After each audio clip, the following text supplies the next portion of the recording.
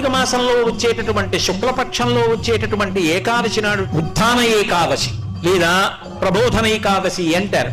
శ్రీ మహావిష్ణువు పాలసముద్రంలోంచి నిద్రలేస్తారు. ఆ రోజున ఆషాఢ మాసంలో మొదలు పెడతాడు ఆ నిద్ర. అది యోగ నిద్ర. పైకి చేస్తున్న పూజ కాదు, మనస్సుల లోపల ఉన్నటువంటి భక్తిని లెక్కలోకి తీసుకుంటాడు దక్షిణాయనం. ఉపాసన కాలం కాదు. భగవంతుని మీద భక్తి ఉంటే పూజ చెయ్యకుండా ఉండలేదు. కేవలం పూజ ఒక్కటే చేస్తే భక్తి అని చెప్పడము సాక్ష్యం కాదు. అందుకే భక్తి కన్నా పై స్థాయిలో మానసిక భక్తి ఉంటుంది. ఆ లోపల ఎంత ఎదుగుతున్నాడో అన్నదాన్ని పరమేశ్వరుడు చూస్తూ ఉంటాడు. అది చూడ్డానికి ఇక్కడ కన్నులు మూసి లోపలికి చూస్తాడు. అది యోగ నిద్ర.